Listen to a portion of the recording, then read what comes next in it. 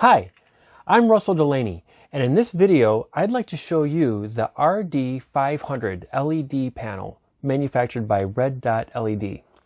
This is how it comes packaged. It's packed very well with thick foam in there. And the first thing you'll see is a quick setup guide. And it's really easy to operate. We'll go over that in just a second. It comes with a pair of protective eyewear.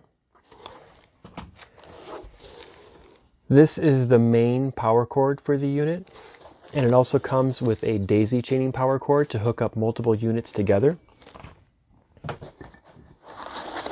Here's a bracket that you can use to hang it over a door. And when you hang it over the door, they give you a couple of these little cables to hold the unit as well. And when you hang the unit from a door, they give you the option of using this cable pulley system to adjust the height on the door. There's also some hardware here, and lastly you have an Allen key, and the Allen key just simply helps you to adjust the angle of the kickstand when you mount it on a tabletop to use it. So you can see that is right here on the side. You just take and tighten that down a little bit, and then it'll hold it in that position for you. So here's the unit itself. You can see there's a lot of nice LEDs on the front. And then here's the control panel on the side. The display shows you how much time you're going for. And then there's three buttons: mode, time, and OK. Mode lets you switch between red, infrared, or both at the same time. Time sets the time for the exposure that you're going to go. And then OK turns the unit on and off. On the back of the unit, you'll see this is the main power switch right here. And then the main power cord comes in here, and the daisy chaining power cord goes out from there. And this little button here is used when you're doing the daisy chaining. When you're connecting multiple units together, you can use these posts at the top and also these holes at the bottom. So let's go ahead and plug the unit in. We'll turn it on. I'll show you how it operates, and I'll show you the output of the unit as well. So we'll take the main power cord,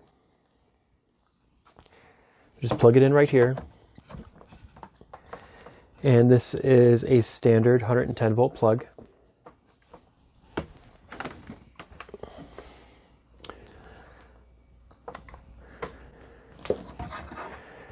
So I'll turn the unit on,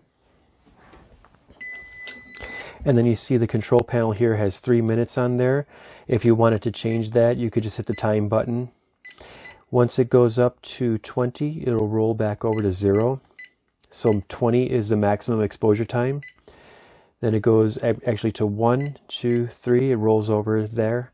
And right now, when we go to turn it on, I'm just going to have the red light on. So I hit the mode button just for red. See, it cycles through infrared, red and infrared, and just red. So now it's ready to turn on when we hit the OK button. And you can see the red lights are on now. So to show you the output, I have here a red light meter. This is from Solar Meter. Their website is solarmeter.com, and this is the model 9.6 red light meter. This meter has a peak response of 633 nanometers. This unit here is outputting 660 nanometers, so it's close enough. We have here, you can see at about 5 inches, this is close to 30, and that's in milliwatts per centimeter squared. So yeah, high 20s, low 30s is what we're getting at about 5 inches. So that's really good output, you can see. Now I'm going to hit OK, and then we're going to turn on the infrared here. It's important to understand that the human eye can't see infrared light. We see 400 to 700 nanometers, and the infrared coming out of this panel is at 850 nanometers. So again, it's past the visible spectrum of light. That's another reason why I have this light meter here, so we can actually measure the output on the infrared. This is another solar meter model 10.0. The response is from 400 to 1100 nanometers, and the peak on this one is 960 nanometers. Again, it's close enough for the demonstration that we're doing here today. I'm going to hit OK and turn it on. And I can't see anything coming out right now. The camera might be picking it up, but again, the infrared we can't see with the human eye. But here, coming out again about 5 inches or so, you can see the unit is putting out about 650 or so watts per meter squared in that infrared range there. High 500s or so. Now when I hit OK, you see the unit, it drops down to 0. It's measuring no infrared output.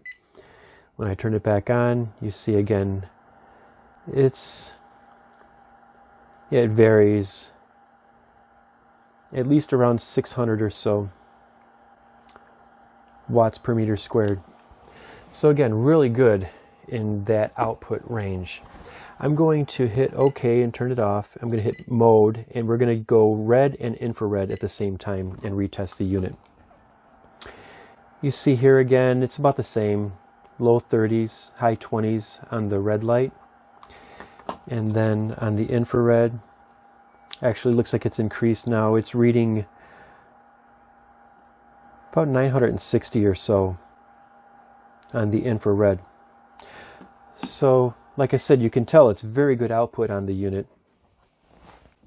If you'd like more information, I'm going to include a link in the description below. Thank you very much for watching. Please like, share, and subscribe.